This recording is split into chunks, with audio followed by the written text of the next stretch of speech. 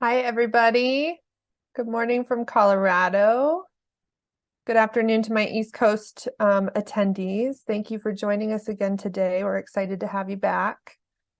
I just transitioned to our presentation, so you should be able to see that now.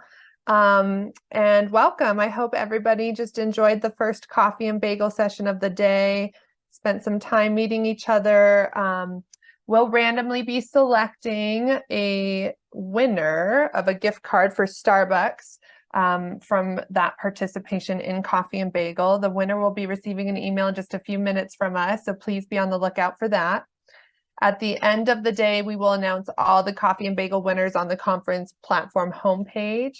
The session that you have joined now is our discussion on BudgetPro, which will be presented by Tom Royal, the product manager here at ProLink. And then we also have Sergio Gambale joining us from Virginia Housing. Sergio currently serves as design and construction group manager for Virginia. Oh, I scrolled a little too fast there. Let me see. Oh, I did want to mention real quick, we this year have introduced what we call difficulty levels for each session. So we're trying to be more descriptive in the level of knowledge base may be required to as you are attending these different sessions and making that decision so that you understand what you're getting into here. This session is considered beginner level. So just wanted to point that out. Before we start the session, there's just a few other housekeeping items that I will cover. First, on the right side of your screen, that's the access to your chat icon. You can see it there. Just by clicking on that chat, you can then begin chatting with your fellow attendees. Feel free to post questions or comments throughout each session in that chat. We will provide responses immediately during the sessions or right after the sessions, depending on what we need to do to respond. And please note that your chat messages are visible to all attendees. So just keep that in mind. And that's a great way to share, common questions that I'm sure are across the group. So please take advantage of that feature. Also, this next circled link here for resources, you can download a copy of the materials in each session using that resources link. And then you can continue to access, you can download them before, during, or after those sessions, and you'll continue to have access to those materials for 90 days afterwards. And then last, we wanted to make you aware that we are offering this year for the first time sessions from previous ProLink Tech Live conferences on demand. So if you scroll down on the main conference platform homepage, not this event homepage, but the conference homepage, you will see playlists and individual sessions for both ProLink Tech Live 2022 and 2021. So these sessions, we've reviewed them and we're offering kind of HFA multifamily relevant to this conference, supplemental sessions to the live sessions we're offering this year. So definitely something to check out, because oftentimes new staff come on board, need training over things that we might have covered in a previous year. We want to continue to offer new things as well as some of the consistent training that we offer pretty regularly. So this conference is a culmination of those two things. And we'd like to fill in the gaps with the work that we've done on our previous conferences where the training content is still relevant today. So please check that out and use it to your advantage. And now, without further ado, I'm going to introduce our session speaker again, Tom Royal. Tom, you can go ahead and share your screen and take it away. Thank you very much. All right, thank you, Bree. I'll go ahead and share my screen.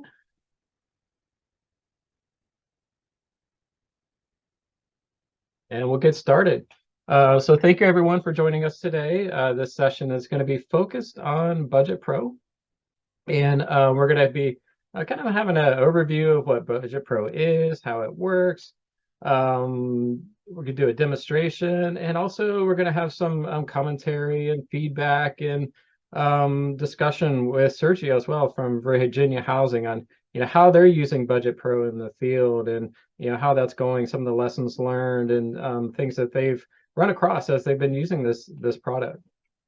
So we'll go ahead and jump in. We'll kind of first get that presentation going of what is BudgetPro.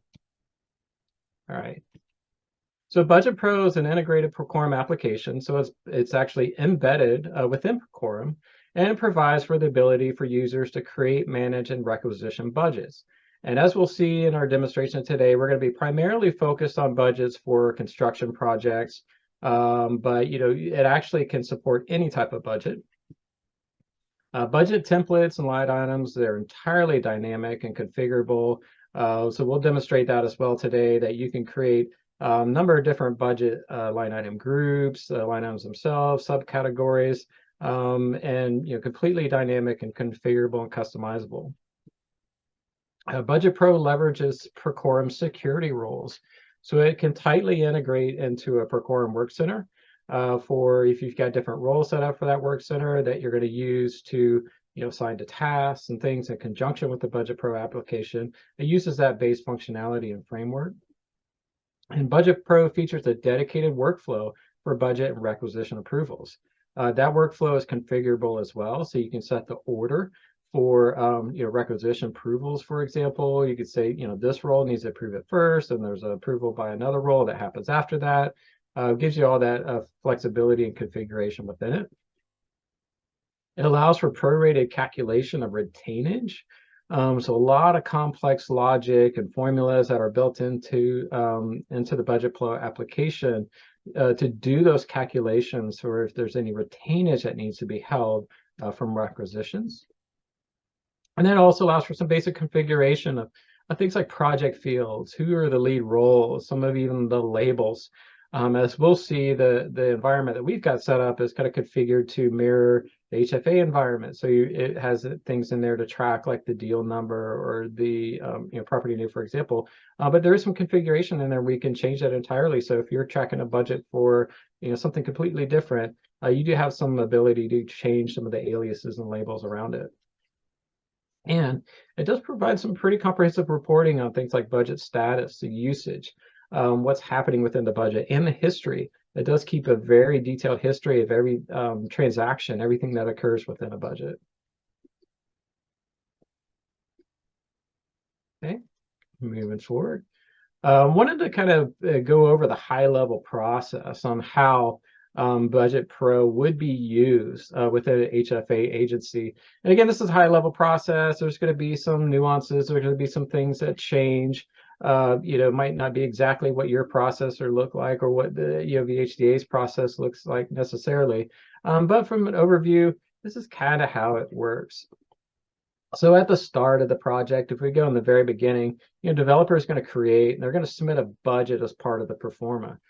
So right in the very beginning, they're going to have some idea of what the budget's going to be, what the costs, what everything that has to happen to make this deal happen and make the construction happen. The HFA agencies typically they're going to create and they're going to approve that deal within the ProLink HFA system. There's also going to be leveraging smart docs and things to kind of get those performers and capture all that data and bring it in. And then once the budget's in there and set up, the HFA agency, they're going to create a work center and BudgetPro using the appropriate template. Now we're going to talk a little bit more about templates later, but it does provide the ability to create budget templates ahead of a time. So theoretically, you can create a budget template that mirrors and looks exactly like something like the Performa has in there. So you don't have to reinvent the wheel necessarily. You can kind of bring that data straight over as you need to. And then the developer, once they are given access to that budget within Procorum, they're going to go in BudgetPro, and then they have the ability to add any additional subcategory breakdown. So if they wanted to take concrete, for example, and break that down into concrete materials, brick by brick, whatever they wanted to do, they can do further breakdown so that they could have more of a detailed budget if they wish. And then the HFS agency, once everything looks good, they're going to approve and they're going to lock that budget. So at some point, that budget's going to be locked in place, and everything's going to begin with construction. And then we get into the requisition and the draw process, which is a kind of put a little circle in there. This is something that's going to be continuous. It's an iterative process. So throughout the development project, there's going to be requisitions. They're going to be asking for money. Those requisitions are going to be approved. There's draws that are going to take place. The money's going to change hands, and that's going to repeat over and over again until hopefully everything's done. And at the very end, there's this construction closeout, and that's going to be, let's $0 out the budget. Everything's done. Everybody's happy. Everyone's moving in. Great job. Right. So that's the high level process of generally how we see. You see that BudgetPro plays a big role in a lot of that process, kind of throughout the entire life cycle of the construction. Okay, moving on. So I mentioned templates. BudgetPro has the ability to create templates. You can give templates names. You can define some different values for the templates, like is it a units of measure template versus a currency template?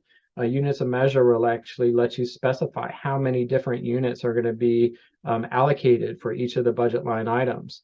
You could also set things like budget thresholds, what the retainage percentage is going to be, over retainage release, etc. And then even, pick lists and splits and approvers.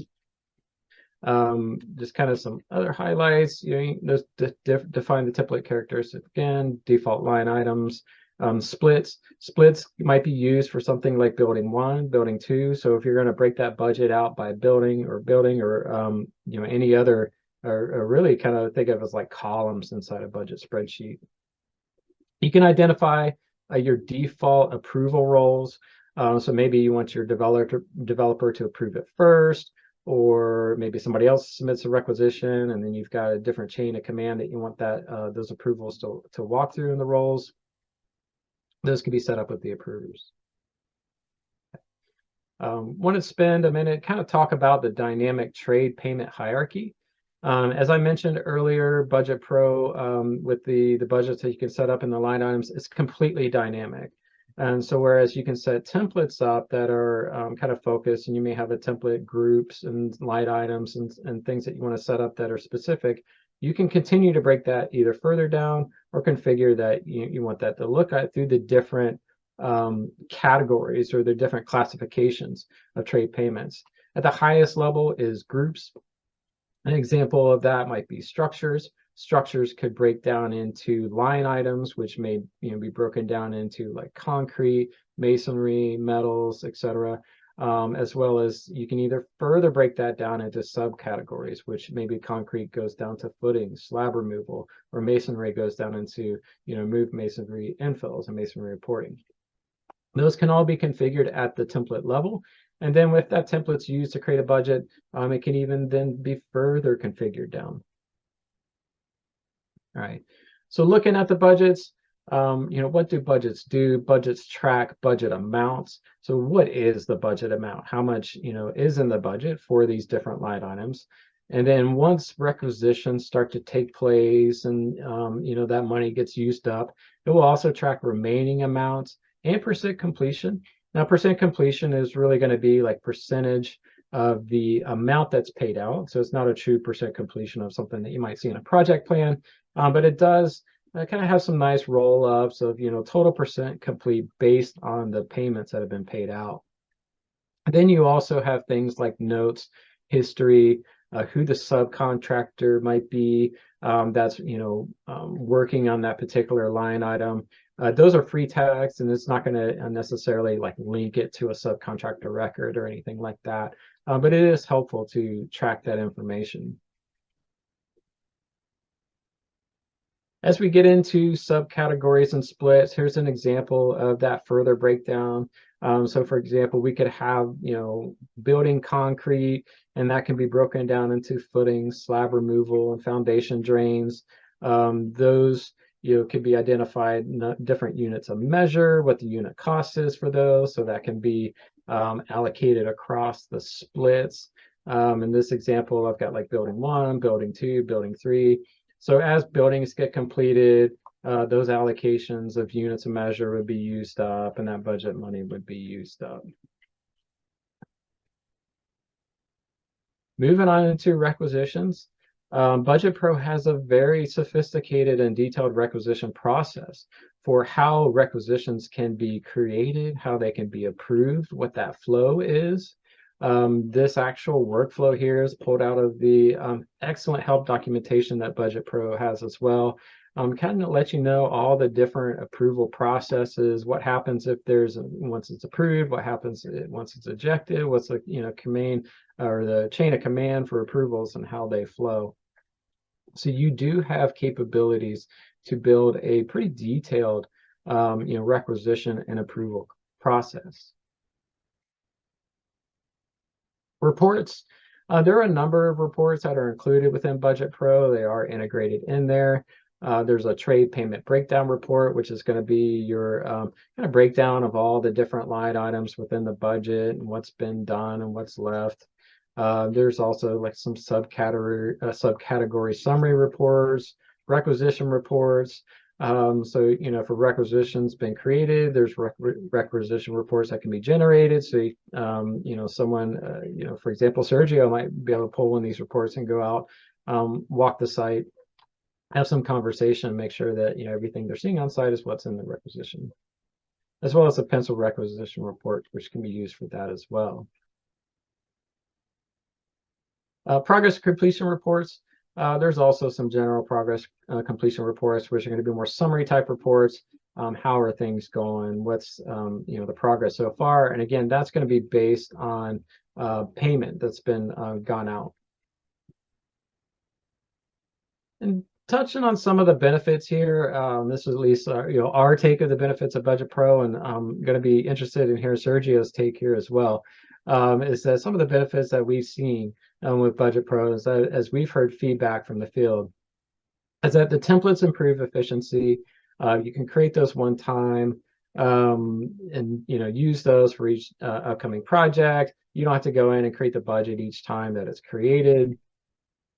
It does provide budget line item flexibility. So even though you have that template and something that may be fairly standard, you can modify that. It's flexible. You can add to it, remove it for each on a project by project basis. It does provide a view of all budget activity at the account level. So as you look at the BudgetPro application within Procorum, you have the option to go in and look at all the budgets at one time. Where are they? What's the status? Are they locked? Are they in process? How much of it has been paid out? Where are we with that budget? There is that advanced control and approval framework over the budget process. So you can, again, create that approval framework, who those roles are, who are those people that need to approve the requisitions as they're requesting. Retainage calculations. So this is something that, calculating all the proper retainage based on the requisition amounts and the budget numbers and everything in there. There's a lot of very complex formulas and logic to get that information. And I've heard anecdotal stories of just all of the testing work that had to go in place when this was being built to accommodate all the different possible retainage calculations and things that happen over time to get that. So it sounds like that's saving a lot of time now on having to come up with those calculations, because it's already going to do that as part of the requisition process. And then real-time requisition review and approval. I've had some conversations with Sergio at VHDA over the last few months. We've been talking about BudgetPro and some things that we can potentially enhance with it. And one of the things that stuck out is how Sergio and his team may actually walk the property with the GC or the architect, and they're revising and approving the requisitions on site using like iPads, I think. So because it's embedded within Procorum, because it's Procorum is actually mobile friendly, so it can work on a mobile device, it can work on a tablet. The BudgetPro application does that as well. So it is something that can be taken out to the field. You don't necessarily have to take a report. You can go out there live and work on it while you're walking around. Sergio, anything else? Anything I'm missing here? Any other benefits maybe that you see from your side? Yeah, I think you hit the highlights, Tom. Thanks for having me. I think the biggest efficiency for Virginia Housing has been the ability to revise a requisition on the fly. I know we're going to talk a little bit about that in a bit. But no, I think you hit the highlights. Excellent. Yeah, we'll keep on going. And I know you've got a lot more input into this process as we talk more. All right. And then finally, there's some useful reports. At least we've heard feedback that they're useful. They're used often. It provides good information on kind of managing that process end to end. Okay. So I did mention some discussions and things that we've been talking about for future enhancements. So one of the things that became immediately apparent was that, some conversation around more direct integration with FHA budgets and draws. So right now, the two systems do track separate budgets. As we've talked about, BudgetPro is a very dynamic budget application, HFA system that's being used where there's, budgets are tracking today, kind of more strict on those different line items. So one of the ideas that's been discussed is, for futures, maybe we can directly integrate those and make them work together. Also, recurring thing that has come up in a lot of the conversations is the ability to manage change orders. So, change is going to happen. There's going to be changes that are going to be needed to the budget. The HFA system has a process to manage change orders, but BudgetPro not necessarily. So there's been some discussion about, could we potentially, manage change orders in the system? Collection and management of subcontractor invoices.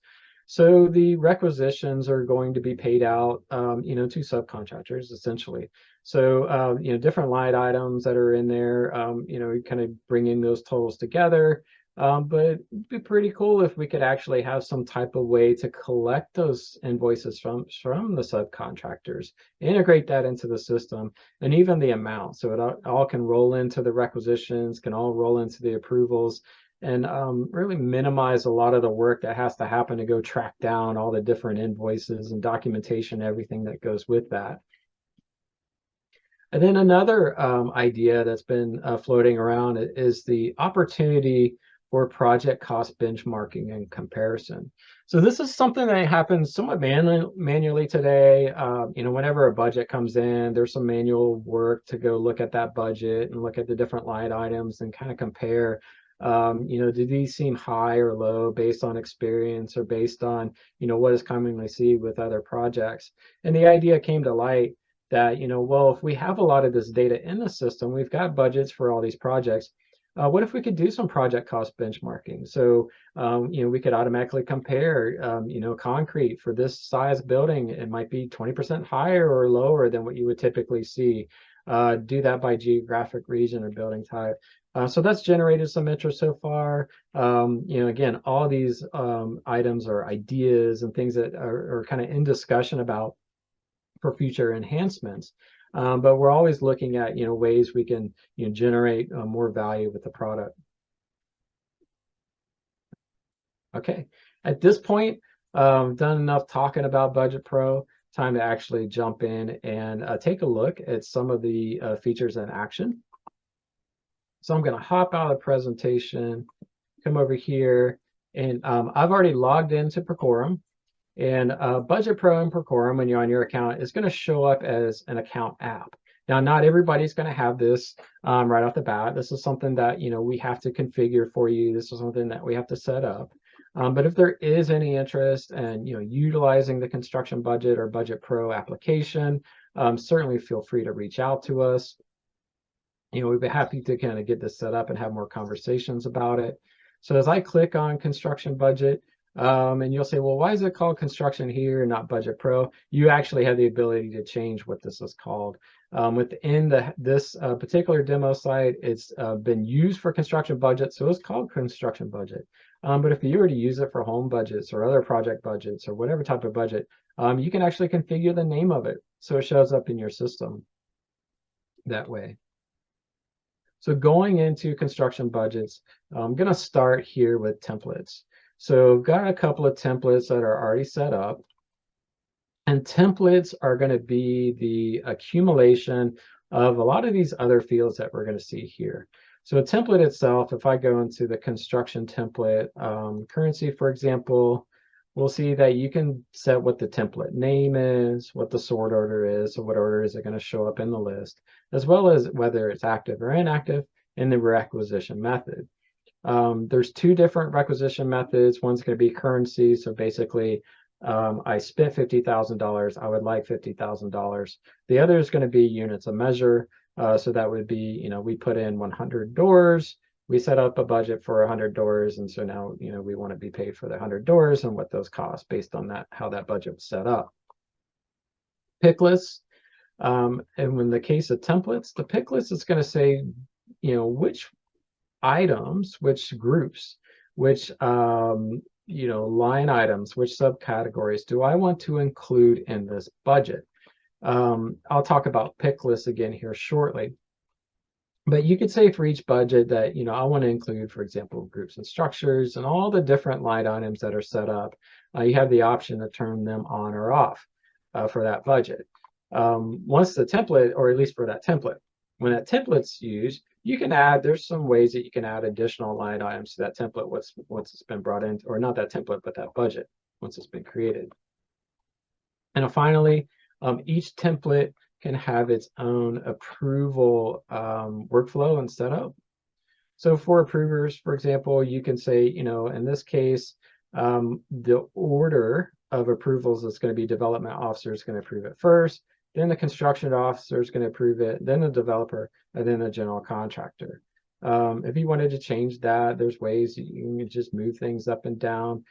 You can actually add more roles to this, and the roles are managed over in the kind of the main area of the BudgetPro configuration. But you can kind of define how many different people you want to be involved in the approval process. And then a couple of other features with templates themselves is that you can duplicate this. So if you wanted to create another template that was similar to this, but maybe just a couple of different things that are turned on or off, you can just create a duplicate of it, so you don't have to go through all that work again of turning everything on or turning anything off. It's just gonna be like this. You change one line item.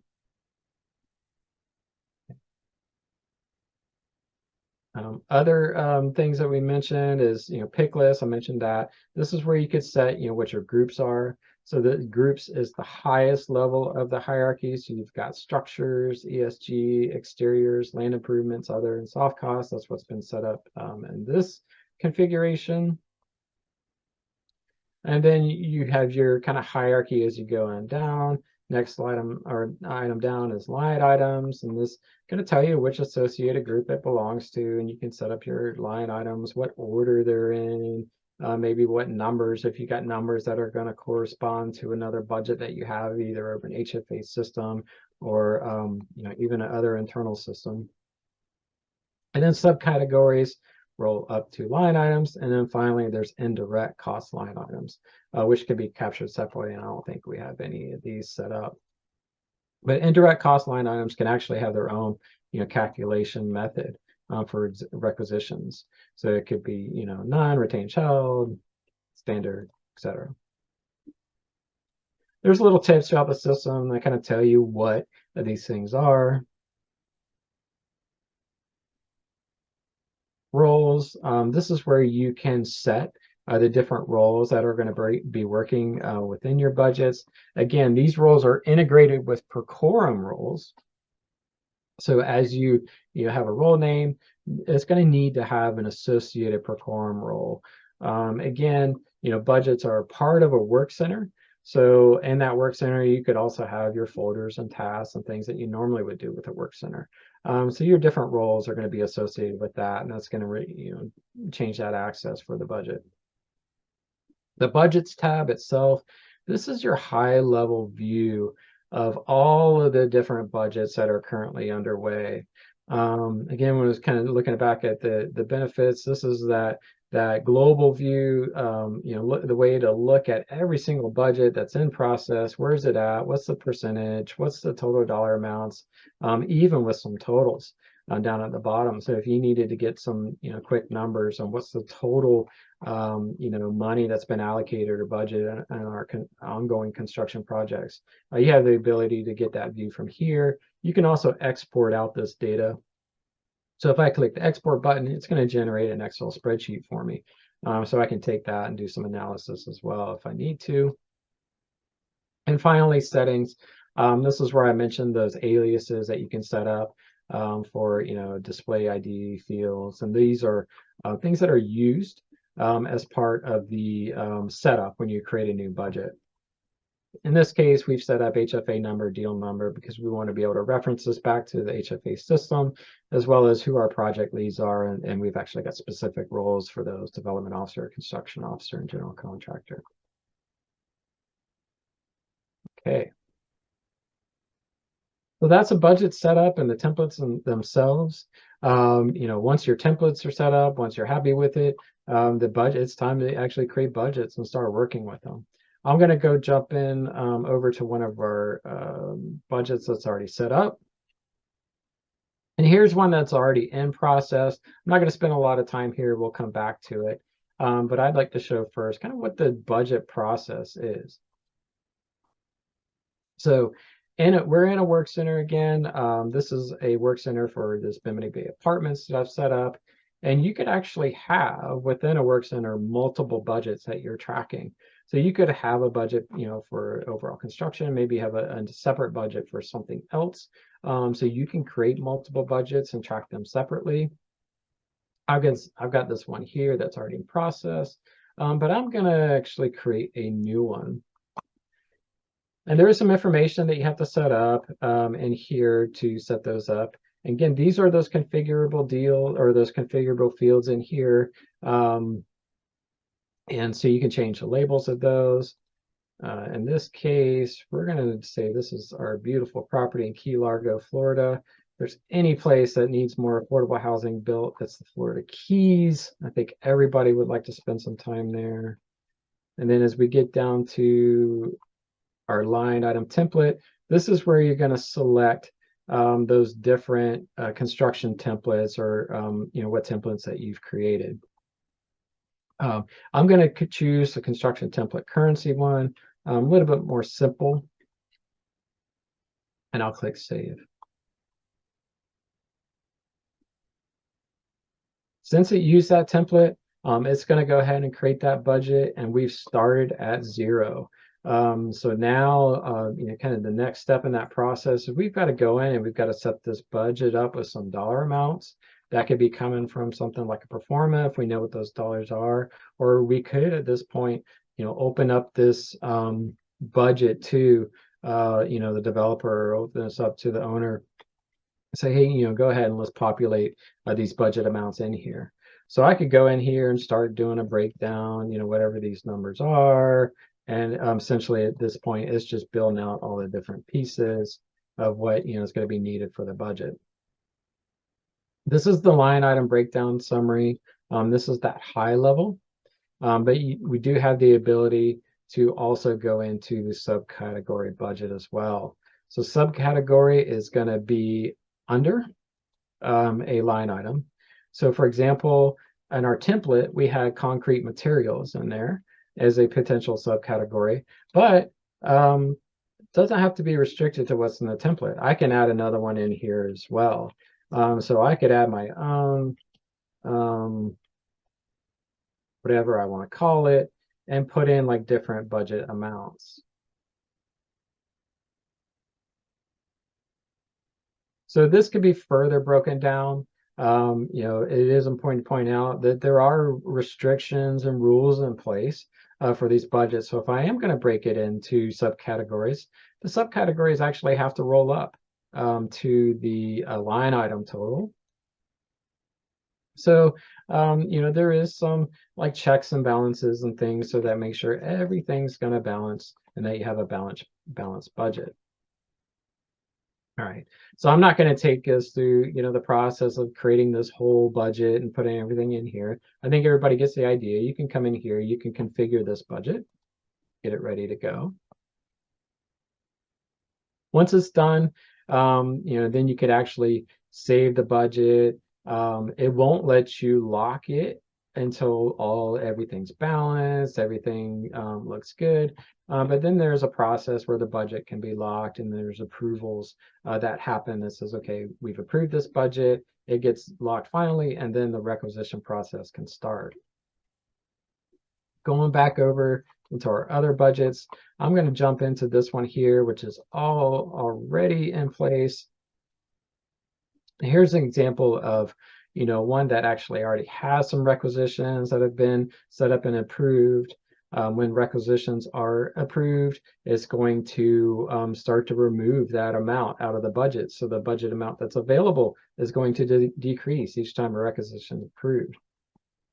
You can go back and look at the requisitions, what was requested, what was approved, even what the approval workflow was. So you can get all the history of requisition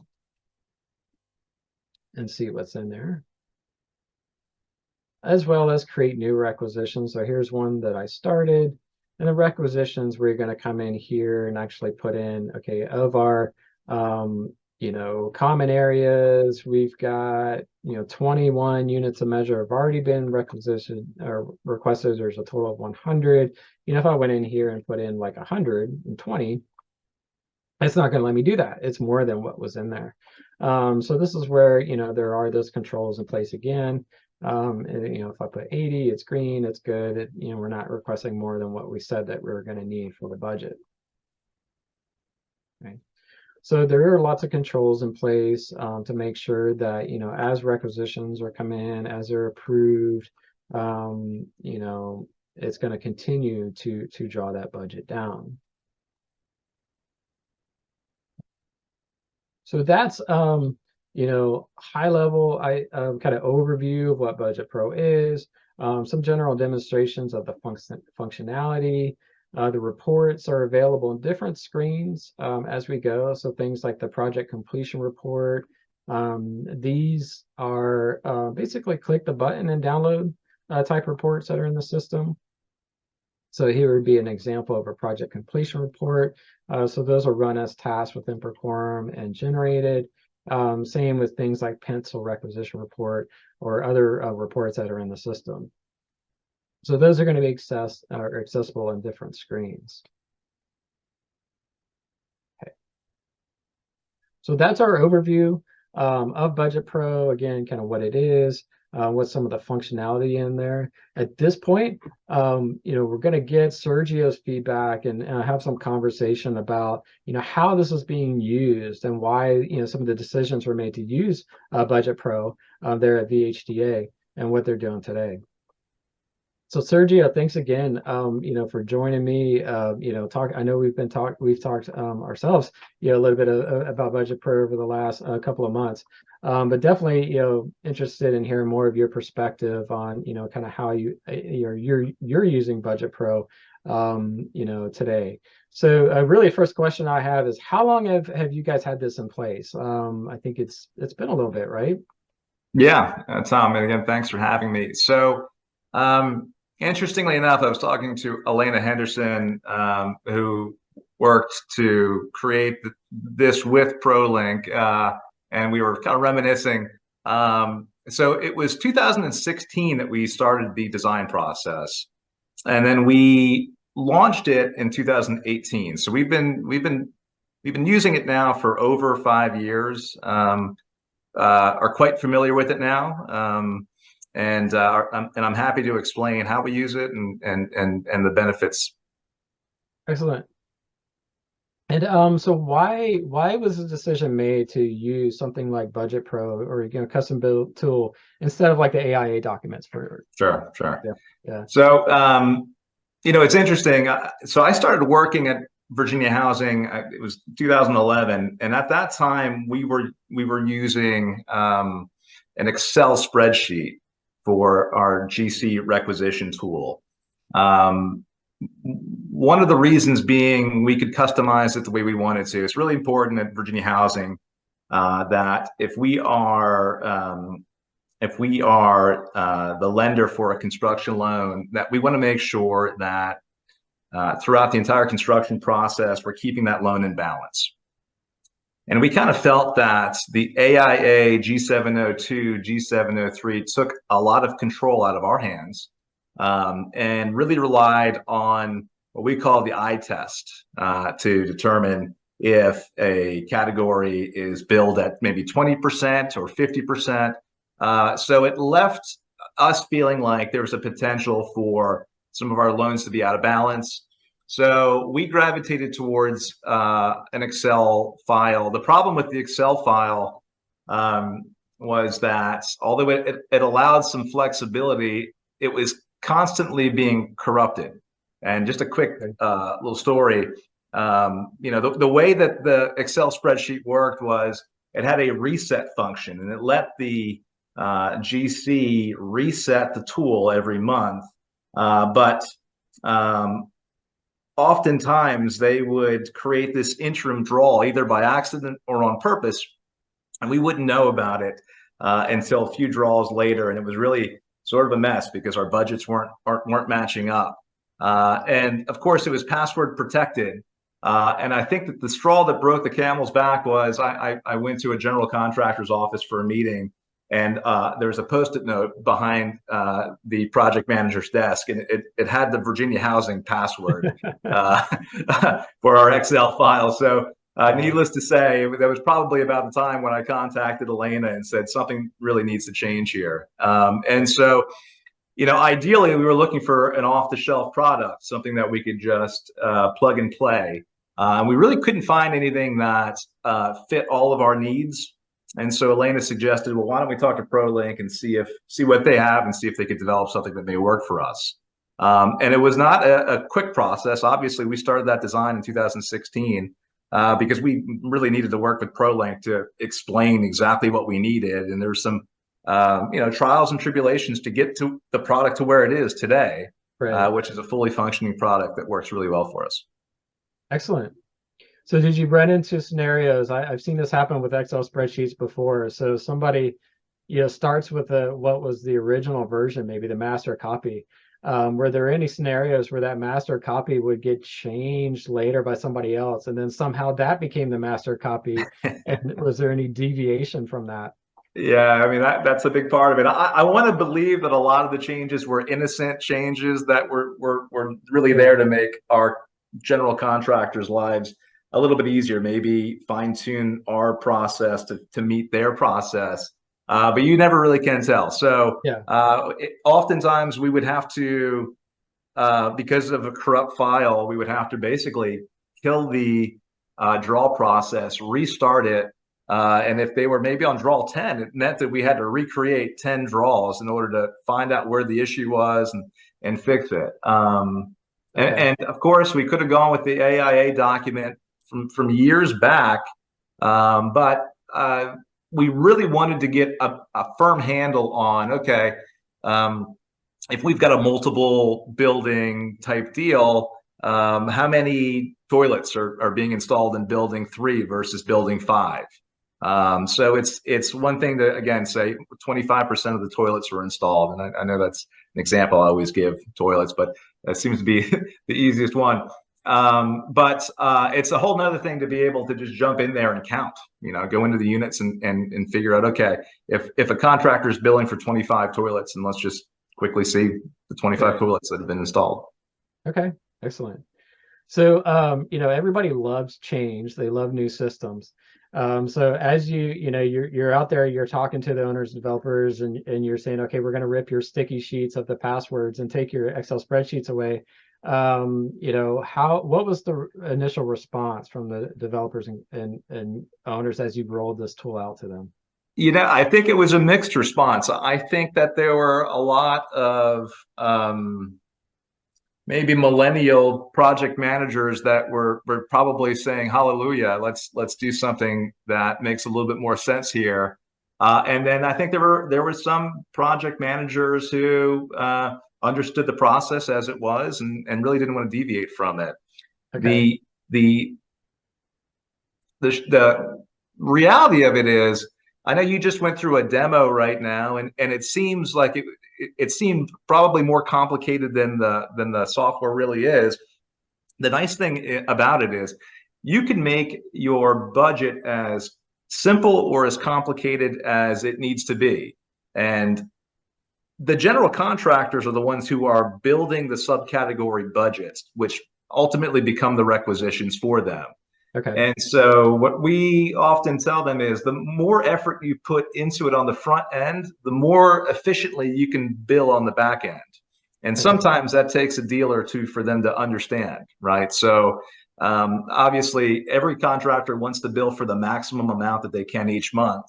And if you break down your subcategory budget appropriately, you're going to be able to get every penny that you are owed. So that was something that maybe some folks were struggling with at first because they didn't want to put a whole lot of effort into it.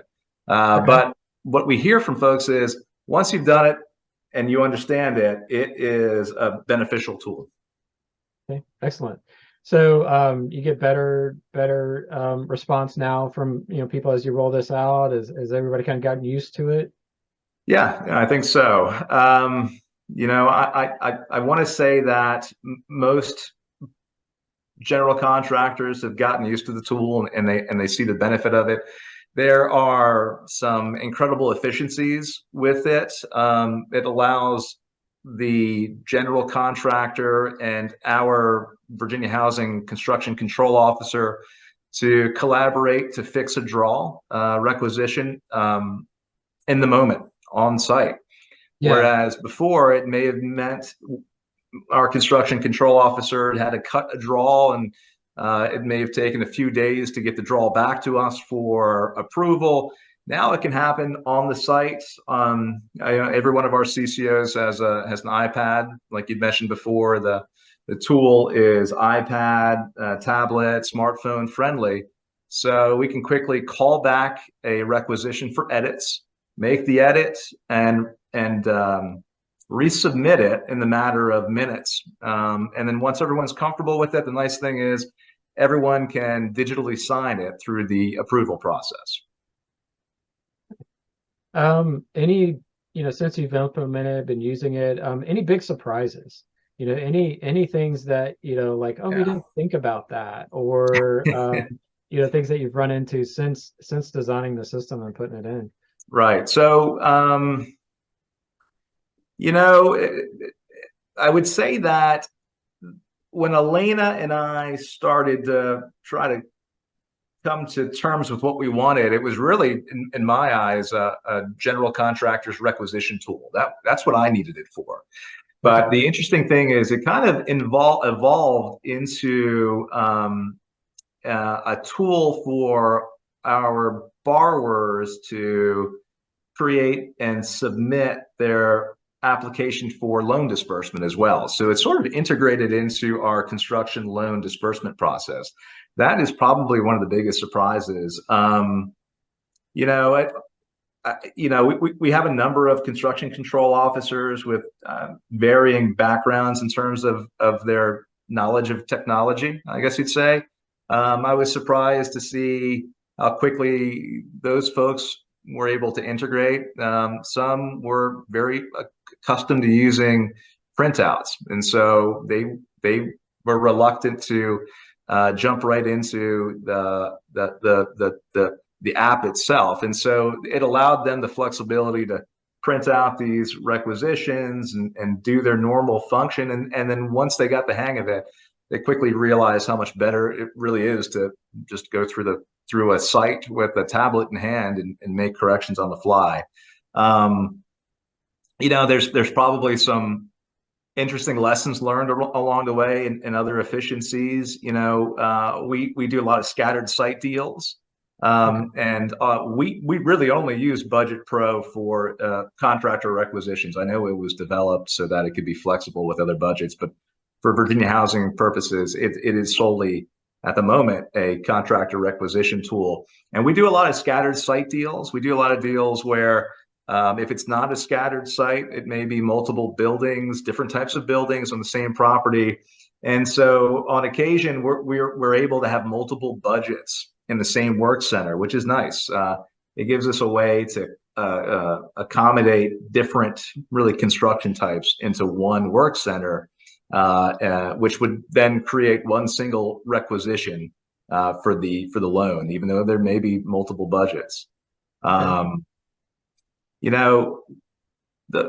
fact that there's really a pretty streamlined approval process has been great. I think that there's been advances in how quickly an owner can approve, along with the general contractor and architect, and how quickly these requests for loan disbursement can get to Virginia Housing, which actually helps get money out the door a little faster, which is good for us and the general contractor. So, okay, yeah, I think one of the major lessons that I think Elena and I learned right away was who to give maximum control to. We certainly didn't want anyone to be able to delete a requisition, let's say. And the nice thing is you can create roles so that I believe it's only Elena and I that have the ability to delete a requisition. So nothing can happen by accident. Now, it does mean that people are calling me probably a few times a month to ask me to delete something, but I'm more willing to do that than to have to spend hours trying to figure out how did something get deleted and now what am I going to do? It's much easier to do it ahead of time and know why than after the fact have to go dig up and go through the audit trail history of what happened. Yeah, well, cool. So we kind of talked about some of the different things that we can do to potentially improve BudgetPro. But if there's like one magic feature that if we're able to like snap our fingers and have it just show up within BudgetPro, what would that be? All right, Tom. So, and you know the answer to this already. We've sort of started working on the possibility of this, but it is to incorporate change orders into the BudgetPro process. So right now we're using BudgetPro simply for the base construction contract. However, we have to track our change orders separately, and that creates issues where we have multiple platforms. We have to be very careful that we're not allowing a change order to be billed for that maybe we haven't already approved in ProLink HFA. So if I could snap my fingers right now, it would be let's somehow quickly get change orders to be incorporated into BudgetPro such that when we approve a change order in HFA, it automatically populates BudgetPro. We know it's been approved, and we know that a contractor can't bill for more than the approved amount. That would be ideal. Okay. Well, awesome. Yeah, Sergio, thanks for all the feedback and for joining me in this session today. Any other parting words, thoughts, anything that you'd like to share about kind of BudgetPro and how you've been using it there at VHDA? Yeah, no, I think you hit the highlights, Tom. I think that it took some time to sort of integrate into the process, but once we had it integrated, it really has been a benefit to what we do out in the field. Okay, excellent. Well, great. Again, Sergio, thanks for all your feedback and information you provided, lessons learned from the field. It's always good to get different perspectives, and especially when something's designed. How it gets implemented out in the field, how it's used, how you overcome some of those things like that apprehension to using a new tool or new technology, because that's always something that everyone's going to be able to learn from and benefit from, as we roll out new features, functionality, products, different systems. So thanks again. Appreciate you, joining us. Sure, no problem. All right. All right, are we ready for me to take back over, Tom? Yeah, go for it. It's all yours, Okay, Bree. cool. Thanks, guys. Thank you, Sergio. Thank you, Tom. All right, let me see here. I'm just going to put us back on our housekeeping items to wrap up. Oh, good. I have my mic on. You can hear me. Okay. So you should be able to see my screen now. Thank you guys very much for joining this session. I hope you found it valuable. It's very cool to see some of these apps that we've developed kind of in partnership with our clients over the years be highlighted in our ProLink Tech Live conference. That's kind of a happy place for me to see that. So thank you very much, and a testament to the work that we've all done together over the years. There is a survey link that's now available on your screen, so please feel free to provide any feedback or questions, interests that you have related to this subject matter. Happy to respond to you afterwards, and certainly happy to take feedback to make our sessions stronger in the future. Okay, so now for the next 15 minutes, we're going to go forward with our break for coffee and bagel. That will be until 1:15 p.m. Eastern time. As you take a break, please join us there. We're highlighting coffee and bagel at this year's conference to really just encourage interactions amongst our attendees. It's a great chance if you happen to be here, or there's any kind of interest level that you have around ProLink HFA, please join one of those rooms and you can ask a quick question or even let us know there's something you're interested in exploring this, in the next couple quarters or the next year. And we can definitely give you like a little bit of information about that or make plans to follow up with you later. So certainly do that. When you click on that discussion, so under community at the top menu bar of the conference page, the home page, you see that community link. Underneath there, you click discussions, and that will bring you to our coffee and bagel session. You'll go into that time slot for coffee and bagel, and you'll choose a room. There's 6 squares per room for people to join, and each room can be a maximum of 6 people to kind of facilitate those small group interactions. Please meet and greet each other. The next training session is going to be managing tenant event submissions and errors. That session will feature Sarah Supernaut, our customer success rep and trainer from ProLink. And that session begins at 1:15 p.m. Eastern time after coffee and bagel. We will be continuing coffee and bagel until our last session of the day. And during each break, we will pick a winner who is participating in that social event with us for a $50 gift card. So enjoy this break, and we'll see you in just a few minutes. Thank you.